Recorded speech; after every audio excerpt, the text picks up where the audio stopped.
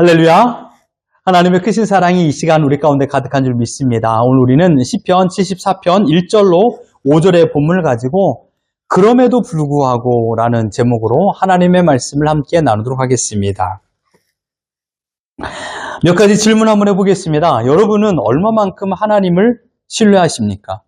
한 주간의 삶에 하나님을 신뢰하며 살았습니까? 아니면 내 힘을 신뢰하며 살았습니까? 어느 정도 하나님을 믿고 있습니까? 믿고 싶은 마음은 가득한데 믿어지지 않지는 않습니까? 여러분의 믿음은 언제 힘이 발휘합니까? 여러분, 고난이 다가올 적에 우리들의 믿음의 힘은 발휘됩니다. 내가 체력이 없으면, 코어 근육이 없으면 마지막 힘을 쓸 때 내가 쓰러집니다. 그러나 내 몸에 근육이 지탱할 수 있는 힘이 있으면 그 어려운 순간도 이겨낼 수 있는 것이죠. 그래서 우리가 매일마다 기초 체력을 키우는 것입니다. 마찬가지입니다. 어려운 일 당할 때, 힘든 일 당할 때, 고난 앞에서 나의 믿음의 진가가 발휘되는 것입니다. 나의 믿음은 어떠한가를 언제 알 수 있을까요? 좋은 환경일 때는 나의 믿음도 좋은 것처럼 느껴집니다. 그렇기 때문에 고난, 어려움, 힘듦을 통하여 나의 믿음의 진면목이 나타나는 것입니다. 오늘 시편 74편은 이스라엘 역사의 가장 암울한 시기에 기록된 시입니다. 바로 예루살렘이 느부갓네살 왕에게 함락되고 남유다 왕국이 멸망한 사건을 배경으로 한 시입니다. 나라가 없어진 것입니다. 왕이 사라졌습니다. 모두가 포로가 된 그 상황입니다. 나라가 망하는 슬픔의 현실을 지금 탄식하고 있습니다. 그러나 여러분 기억하십시오. 이 나라의 망함, 이 나라의 망함을 허락하신 분이 누구인가 이것입니다. 오늘 본문에 보면 하나님께서 이 모든 것을 주관하셨다라고 말씀하고 있습니다. 그래서 시편 저자는 지금 하나님의 하나님됨을 인정했습니다. 나라의 망함도 하나님의 뜻이요, 나라의 회복도 하나님의 뜻이라는 것을 인정하면서 이 시를 기록하였습니다. 시편 저자가 부르는 하나님은 어떠한 하나님일까요? 1절 우리 같이 한번 읽어봅니다. 시작! 하나님이여 주께서 어찌하여 우리를 영원히 버리시나이까? 어찌하여 주께서 기르시는 양을 향하여 진노의 연기를 뿜으시나이까? 하나님이여, 여기서 하나님이여는 라마 엘로힘입니다. 라마 엘로힘. 엘로힘이라는 것은요, 하나님만을 높여드리는 호칭이죠. 천지를 창조하신 하나님의 전능하심을 나타낼 적에 바로 엘로힘이라고 표현합니다. 시편 74편에서는요, 이것이 4번이나 사용되었습니다. 1절과 10절, 1절 아까 봤고요. 10절도 한번 읽어봅니다. 시작! 하나님이여 대적이 언제까지 비방하겠으며 원수가 주의 이름을 영원히 누룩하리이까? 하나님이여 주께서 어찌하여 우리를 버리십니까? 그것도 영원토록 버리시겠습니까? 이것은 하나님을 원망하는 말이 아닙니다. 보기에는 하나님이여 어찌하여 우리를 버리셨습니까? 라고 말하는 것처럼 원망처럼 들리지만 이것은 바로 하나님께서 우리를 망하게 하신 까닭에 의한 안타까움을 표현한 것입니다. 하나님은 언약 백성인 이스라엘을 영원토록 지켜줄 수 있는 힘을 가지신 분입니다. 하나님께서 능력이 없거나 하나님의 존재 가치가 약해서 이스라엘 백성을 지키지 못한 것이 아닙니다. 단순간에도 모든 느부갓네살 왕의 그 힘을 무력화시키고 건져내실 수 있는 능력을 가지신 분이 하나님이십니다. 느부갓네살 왕을 세우신 분도 하나님이십니다. 그를 꺾으실 수 있는 분도 하나님이시죠. 그러함에도 불구하고 하나님께서 이 선민 남유다 백성들, 오늘 본문에 보면 1절에 이렇게 말합니다. 어찌하여 주께서 기르시는 양을 향하여 진노의 연기를 뿜으시나이까? 여기서 말하는 기르시는 양, 말하는 의미는요, 내 품 안에 있는 양을 말합니다. 이스라엘 백성들의 양들은 물론 양 우리에서 자라기도 하지만 태어났을 때는 이 부모, 자기 엄마, 아빠, 남자, 여자가 그 양을 키웁니다. 품 안에 안고 있습니다. 가장 사랑을 주는 것이죠.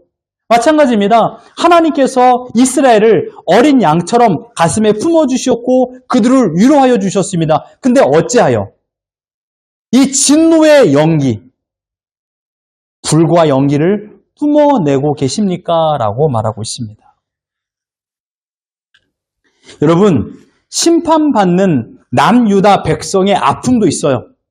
하지만 이것도 생각하셔야 됩니다. 심판하셔야만 하는 하나님의 마음은 얼마나 아플까요? 우리가 자녀들을 혼내요. 우리 자녀들의 마음이 얼마나 아플까요? 하지만 혼내는 엄마 아빠의 마음도 아프다라는 것입니다. 엄마 아빠는 즐겁게 아이를 혼내겠습니까? 그럴 부모는 없죠. 엄마 아빠 마음도 아파요. 그럼에도 불구하고 혼을 내야만 되니까 그 상황에서 혼을 내는 것입니다. 혼나는 이스라엘 백성의 마음도 아프지만 혼을 내야만 하는 아버지 하나님의 마음은 더 아프다라는 사실을 여러분 기억하십시오. 그렇다면 그 심판의 이유가 무엇입니까? 오늘 본문에 보면 하나님께 죄를 범하였기 때문입니다. 이스라엘 백성들의 시작을 우리가 한번 생각해 봐야 됩니다. 이스라엘 백성들의 시작은요, 하나님의 전적인 능력의 선택이었습니다. 이스라엘 백성들이 하나님께 사랑받을 만한 그 어떠한 것을 행하지 않았습니다. 그러함에도 불구하고 하나님께서 그들을 선택하여 주셨습니다. 그들의 수요가 작음으로부터 하나님의 선택을 받은 것이죠. 신명기 7장 7절을 같이 한번 읽어봅니다. 시작! 여호와께서 너희를 기뻐하시고 너희를 택하심은 너희가 다른 민족보다 수요가 많기 때문이 아니니라. 너희는 오히려 모든 민족 중에 가장 적으니라. 이스라엘 백성들의 평가입니다. 가장 적은 민족, 아무짝에도 쓸모없는 백성이라고도 말할 수 있는 것이죠. 아무런 힘을 발휘할 수 없는 존재, 스스로 살아갈 수 없는 어린 아기를 의미하는 표현입니다. 그런데요, 하나님께서 스스로 너희를 기뻐하셨다라고 말했습니다. 하나님께서 기뻐하심으로 이스라엘을 택하였다라고 말했습니다. 그리고 하나님의 존재를 찬양하는 백성으로 내 백성을 내가 불렀나니 너희는 나를 찬양하려 함이라 라고 말했던 것처럼 하나님을 찬양하기 위한 목적으로 이스라엘 백성을 불러주셨습니다. 그리고 하나님께서 이스라엘 백성을 사랑하셨듯이 이스라엘도 하나님을 사랑하라고 불러주셨습니다. 우리의 사명인 것이죠. 하나님을 찬양하는 것과 하나님을 사랑하는 것, 이것이 하나님께서 우리를 불러주신 목적입니다. 기억하십시오. 이번 한 주에 하나님을 찬양하십시오. 그리고 하나님을 사랑하십시오. 이것이 우리를 부르신 목적입니다. 신명기 7장 9절을 같이 한번 읽어봅니다. 시작! 그런즉 너는 알라 오직 내 하나님 여호와는 하나님이시요 신실하신 하나님이시라. 그를 사랑하고 그의 계명을 지키는 자에게는 천대까지 그의 언약을 이행하시며 인애를 베푸시되 라고 말하고 있습니다. 그를 사랑하며 그의 말씀을 순종하며, 즉 사랑해야 순종할 수 있습니다. 부부가 서로 사랑한다 하면서 서로의 말을 지켜주지 않고 서로의 말을 잘 응해주지 않는다라면 사랑이라고 말할 수 있을까요? 그럴 수 없는 것이죠. 부탁을 하면 들어주는 것이죠. 사랑하기 때문에 순종하는 것입니다. 마찬가지입니다. 우리가 하나님을 사랑한다라면 그 말씀을 순종하는 것이에요. 그것으로 끝이 아닙니다. 하나님은 천대까지 우리가 복을 받을 거라고 약속하여 주셨습니다. 하나님께서는 전능하신 능력으로 홍해를 갈라주셨습니다. 너희는 이러이러해라. 내가 이렇게 하리라. 라고 말씀하여 주시면서 그들의 눈앞에서 홍해를 갈라주셨고요. 요단강을 넉넉히 건너가도록 해주셨습니다. 칼과 창으로 무장한 가나안 거민들도 두려움에 떨게 만들었습니다. 여리고성을 돌 한 번 던지지 않고 이길 수 있도록 하나님께서 능력을 베풀어 주셨습니다. 40년 동안 의복이 헤어지지 아니하도록 발이 부러뜨지 않도록 하나님께서 지켜주셨습니다. 하나님께 사랑하여 주셨기 때문에 이스라엘 백성들의 모든 걸음을 인도하여 주신 것이죠. 이스라엘 백성의 능력의 결과로 홍해가 갈라졌나요? 아닙니다. 하나님께서 함께 하심의 결과로 홍해는 갈라졌고 요단강의 길은 열린 것입니다. 하나님께서 이스라엘 백성과 함께 계셨기 때문에 결과인 것입니다. 하나님께서 이스라엘의 피난처가 되어주셨기 때문에 이 광야에서도 푸른 초장과 쉴만한 물가에서 살아갈 수 있었던 것입니다. 그런데 이스라엘은 왜 고난과 끝내 멸망을 당했을까요? 하나님이 능력이 없어서요? 아닙니다. 그 이유는 교만 때문이었습니다. 교만. 여러분, 신뢰의 반대말은 신뢰 안 함이 아닙니다. 교만이 바로 신뢰의 반대말입니다. 내가 하나님을 신뢰하지 않으니까 교만해지는 것입니다. 내가 하나님을 의지하지 않으니까 내 힘으로 살아가는 것이에요. 그때부터 나의 시선은 삐뚤어집니다. 교만이 바로 신뢰의 반대말입니다. 하나님을 온전히 따르지 않는 것이 교만입니다. 성경에 기록된 이스라엘의 역사가 증거로 우리에게 보여주고 있습니다. 이스라엘 백성들은 자신들의 신분을 망각했습니다. 신랑 되신 하나님을 전적으로 신뢰하고 하나님을 의지해야 하건만 그들의 마음이 2개, 3개, 4개로 갈라져 버렸습니다. 하나님을 사랑을 했습니다. 하지만 그들의 마음 한켠에 이방 신들도 사랑했습니다. 온갖 잡신들을 사랑하며 살았습니다. 하나님이 삶의 기준이 되어야 하건만 이제는 우상들이 삶의 기준이 되었고 이방인들의 삶의 풍습이 이스라엘 백성들의 삶의 기준이 되어버린 것입니다. 여러분, 이것을 우리는 타락이라고 말합니다. 타락. 영적으로 타락할 때 나타나는 증상이 무엇인지 아십니까? 여러분 잘 들어보십시오. 영적으로 타락할 때, 이 말을 곧 내 시선이 흔들릴 때, 내 마음이 2개, 3개, 4개로 갈리워질 때, 영적으로 타락했을 때 나타나는 이 반응이, 증상이 바로 도덕적인 타락입니다. 영적으로 타락한 사람은 쉽게 도덕적으로 타락합니다. 여러분 주위를 잘 보십시오. 예. 도덕적으로 타락한 사람들을 보면 영적으로 깨끗하지 못해요. 하나님이라는 삶의 기준이 바뀌었기 때문입니다. 이방 우상이 이방인들의 삶이 기준이 되다 보니까 그들도 이방인들처럼 도덕적 타락을 행하게 되었던 것입니다. 그리고 여러분 출애굽기, 레위기, 민수기, 신명기 말씀을 보면 그들이 이방 땅에 들어가서 하지 말아야 될 것에 대한 말씀을 하나님께서 많이 주셨습니다. 그 중에 대표적인 것이 바로 이 영적인 타락, 육적인 타락이었습니다. 이방인들처럼 육적인 타락의 삶을 살지 말아라 라는 말씀을 지겹도록 하십니다. 왜요? 그 이방인들의 삶, 하나님께서 보기에 좋지 않기 때문입니다. 놀랍게도 하나님께서 지키라고 하였던 그 마음이 타락하였을 때 그 마음은 쾌락을 가져다주는 마약 상자를 열게 되는 것입니다. 흥분과 쾌감이 가득했고 끊을 수 없는 지경에 이르렀습니다. 이 도덕적 타락이요. 하나님은 수많은 방법을 동원하여서 이스라엘이 다시금 돌아오기를 원했습니다. 하지만 눈멀고 귀먼 이스라엘 백성들은 하나님의 음성을 거부했습니다. 마침내 이방 민족으로 하여금 그들을 멸하셨습니다. 언제나 어려움이 있을 때마다 하나님께서 이스라엘 백성들을 돌보아 주셨다라는 것을 그들 기억 속에 있었지요. 그래서 아마도 그때도 어려움이 있을 때마다 하나님은 언제나 우리를 도와주셨으니까 지금도 도와주실 거야 라는 마음을 가졌습니다. 그런데 하나님께서 어떻게 했습니까? 그들을 내버려 두셨습니다. 1절로 다시 한번 읽어봅니다. 시작! 하나님이여 주께서 어찌하여 우리를 영원히 버리시나이까? 어찌하여 주께서 기르시는 양을 향하여 진노의 연기를 뿜으시나이까? 여기서 가장 우리 눈에 들어오는 단어가 바로 버리시나이까입니다. 가장 무서운 것, 하나님의 외면입니다. 가장 무서운 심판, 하나님께서 버려두심입니다. 우리를 영원히 버리시나이까? 이 버리다라는 히브리어가 바로 짜나흐입니다. 짜나흐. 영어로는 reject, 거부하다, 쫓아버리다. 네.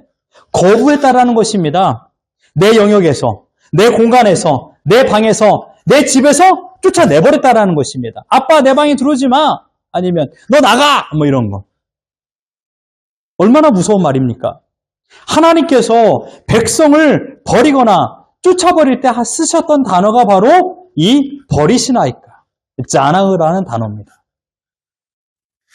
우리가 간혹 이런 말 합니다. 네 맘대로 해라. 네 맘대로 해.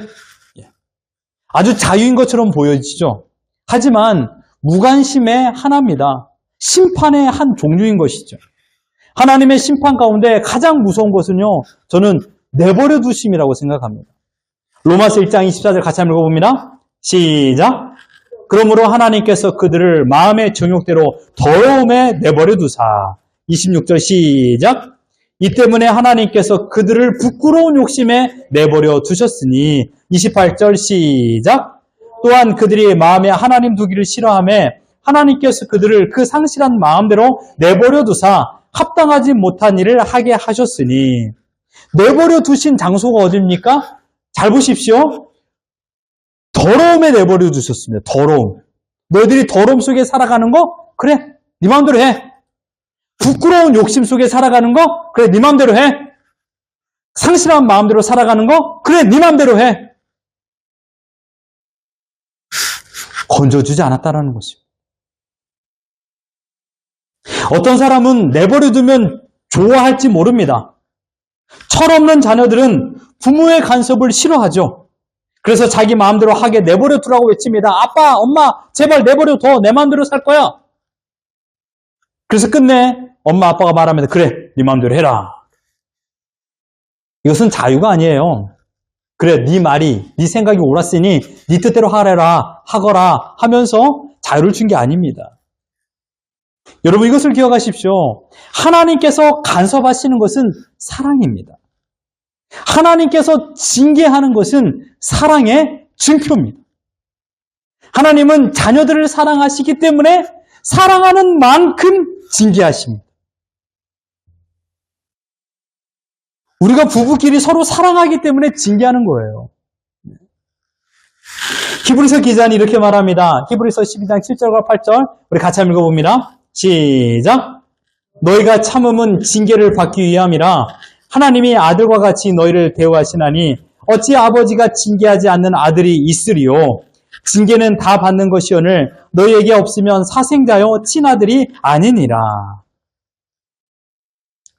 자녀이기 때문에 하나님께서 징계하신다라고 말씀하셨습니다. 아무리 자녀가 사랑스럽다고 해서 자기 마음대로 살아갈 적에 그대로 내버려 두는 부모는 없습니다. 자녀가 게임을 하루에 15시간을 한다고 생각해 보십시오. 눈만 뜨면 게임을 해요. 그 자녀를 보면서 그대로 내버려 두는 부모는 없습니다. 사랑하기 때문에 훈계를 하는 것이죠. 그만해라. 너 할 거 다 했지? 하지만 이것도 적당히 해라. 항상 제어를 하는 것입니다. 내버려 두는 것이 아니에요. 왜요? 사랑하니까요. 자녀를 마음에서 리젝하지 않고 게임을 리젝하는 것입니다. 잘 들으십시오. 지금 하나님 없이 자유와 평화와 행복 그리고 성공이 있습니까? 하나님의 내버려 두심은 아닐까요? 하나님은 언제나 간섭하십니다. 하나님은 떠날래야 떠날 수 없는 나에게 발광체입니다. 나에게 항상 빛을 주시는 분이십니다. 이스라엘의 죄는 하나님의 간섭을 받고 싶지 않은 것이었습니다. 이것이 교만입니다. 내 마음대로 할 거야. 내 생각대로 할 거야. 라고 하는 것이 바로 교만이요. 이것이 바로 하나님 앞에 죄라는 것입니다. 남편이 아내의 간섭을 싫어하고 아내가 남편의 간섭을 싫어한다라면 어찌 인고 부부라고 말할 수 있을까요? 지금 우리는 하나님의 간섭을 부담스럽게 여기고 있습니까? 죄는 자유를 유장한 하나님으로부터 벗어나고 싶은 거짓 욕망입니다. 말씀을 들었을 적마다 말씀이 나에게 찔림을 준다라는 것은 그만큼 내가 하나님 앞에 온전히 서 있는 것입니다. 말씀은 하나님의 백성을 지켜주는 마지노선입니다.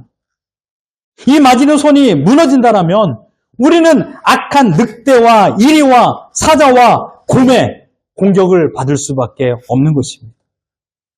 말씀이 기준이 되어 하나님을 바라볼 적에 비로소 생명을 지킬 수 있는 힘을 공급하십니다. 말씀은 우리에게 있어서 생명입니다. 이 땅에 말씀으로 오신 예수 그리스도가 생명이십니다. 그 말씀을 친히 매일매다 우리에게 지키고 읽고 깨달음을 주시기 위하여서 예수님께서 친히 이 땅에 오셨고 내 심령 가운데 말씀으로 좌정하여 주셨습니다. 성령님께서는 매일 나의 악함을 깨닫게 하십니다. 그리고 말씀이 생각나게 하셔서 나로 하여금 원망하거나 불평하거나 짜증내거나 또한 부정적인 생각을 버리도록 만들어 주십니다. 하나님이 정하신 선을 넘지 않도록 우리의 손목과 우리의 발목을 붙잡고 계십니다. 왜요? 사랑하기 때문입니다. 하나님께서 친히 간섭하여 주시는 것입니다. 사랑하는 성도 여러분, 바벨론의 침공은 하나님의 심판이지만 하나님의 사랑이기도 합니다. 더 이상 내버려 두지 않으십니다. 특단의 조치를 내리셔서 고난이라는 연단의 과정을 통하여 하나님께로 돌아오기를 하나님께서 원하시는 방책이었습니다. 12절 보십시오. 같이 한번 읽어봅니다. 시작. 하나님은 예로부터 나의 왕이시라 사람에게 구원을 베푸셨나이다. 어떠한 순간에도 하나님 나를 버리지 마옵시고 나에게 구원을 베푸실 그 능력을 가지신 하나님인 것을 내가 믿습니다라고 이 시인은 고백하고 있습니다. 지금 여러분에게 극한 어려움이 찾아왔습니까? 어려움을 통한 하나님의 사랑을 깨닫기를 바랍니다. 현실의 어려움을 통하여 하나님께서 나에게 알게 하고자 하는 그 무언가가 있다는 것을 잊지 마십시오. 지난 2016년 3월 13일 알파고와 이세돌이 바둑 경기, 네 번째 경기를 치렀습니다. 이세돌이 이겼던 대국이었죠. 여러분 기억하십니까? 이세돌은 이번 게임을 이기고 이렇게 말했습니다. 이번 1승은 무엇과도 바꿀 수 없는 값어치로 매길 수 없는 1승이었습니다. 알파고는요, 수백만 번의 이 시뮬레이션을 통하여서 대부분의 사람들이 이 알파고가 이길 거라고 예상을 했습니다. 그런데 이세돌이 78번째 이 수를 둠으로 인하여서 컴퓨터도 0.0007% 확률로 생각할 수 없는 그 수를 이 이세돌이 둔 것이 아닙니까? 그로 인하여서 이 알파고 컴퓨터가 혼돈에 빠지게 되었죠. 180수 만에 이제 기권을 하게 되었습니다. 1만 명 중에 한 사람만 둘 수 있는 그러한 신의 한 수를 이 이세돌이 78번째 수에 둔 것입니다. 한 기자가 이렇게 질문했습니다. 78번째 이 신의 한 수를 어떤 생각으로 그 자리에 두셨습니까?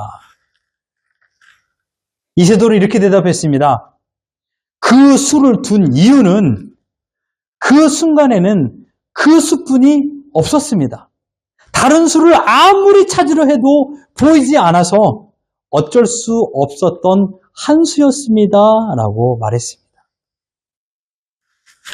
지금 아무리 생각해봐도 길이 없는 것 같이 꽉 막힌 여러분의 현실입니까? 하나님은 하나님의 백성을 그 끝까지 가게 만드십니다. 아무리 생각해봐도 더 이상 찾을 길이 없고 아무리 생각해봐도 더 이상 견뎌낼 힘이 없고 더 이상 감당할 만한 능력이 없는 그 상황에 이르도록 하나님은 우리를 몰아가십니다.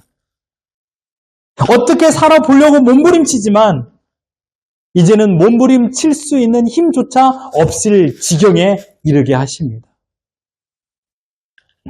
오죽하면 내가 그 길을 선택해야 하나 라는 생각이 들 정도로 가혹한 현실을 마주하게 하십니다. 하나님께서 왜 이토록 우리를 이 가혹한 현실로 몰아갈까요? 마지막 한 수를 두기 위해서 하나님은 그 끝까지 우리를 몰아가신 것입니다. 그 마지막 신의 한 수가 무엇일까요? 바로 하나님을 선택하라고, 하나님을 의지하라고. 지금까지 하나님을 의지하며 살았지만 지금이 하나님만을 의지할, 가장 절실히 의지하라고 하나님께서 우리에게 이 고통과 아픔의 시간을 주신 것입니다. 여러분, 다른 수는 없습니다. 우리가 둘 수 있는 수는 단 한 가지입니다. 하나님만을 선택하는 것입니다. 우리에게는 다른 길이 없습니다. 하나님만이 나를 살리시고 하나님만이 나에게 생명을 줄 수도 있는 분이라는 것을 내가 믿는 것입니다. 이 사실을 여러분 확신하십시오. 성경에 등장한 모든 인물들은요, 신의 한 수, 곧 78번째 수를 하나님께만 뒀습니다. 아브라함, 야곱, 요셉, 모세, 여호수아, 다윗, 다니엘, 바울, 이들의 인생이 대단한 거 전혀 없습니다. 어쩌면 우리보다 못한 인생을 살았던 사람일 수도 있습니다. 그러나 그들의 가장 위대함은 무엇입니까? 가장 절실하고, 가장 처절하고, 가장 외롭고, 가장 힘들고, 가장 괴로울 때 마지막 신의 한 수를 하나님을 선택하고 그곳에 뒀다라는 것입니다. 아람이란 나라가 남유다를 침공했습니다.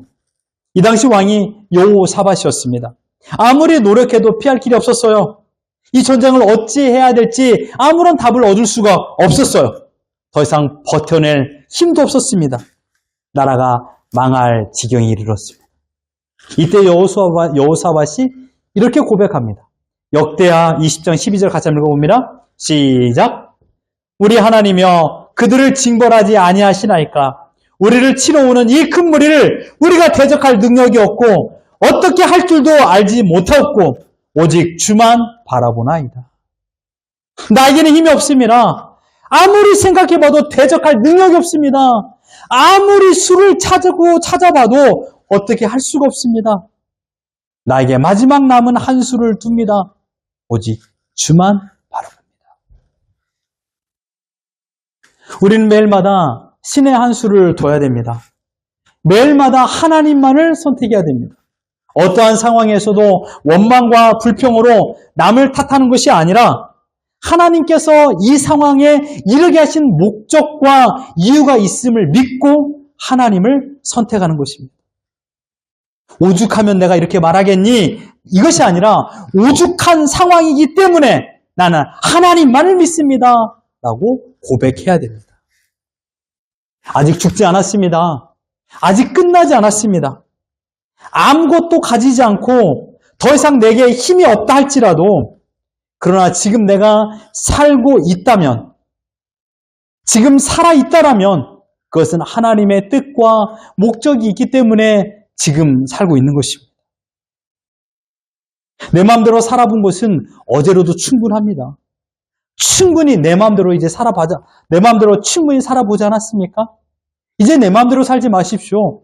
부모님의 뜻을 한번 생각해 보십시오. 마찬가지입니다. 내 아내의 뜻, 내 남편의 뜻은 무엇인가를 생각해 보는 것이죠. 더 큰 야망을 가지고 하나님의 뜻이 무엇인가 생각해 보십시오. 하나님께서 지금 나에게 원하시는 뜻이 무엇인가?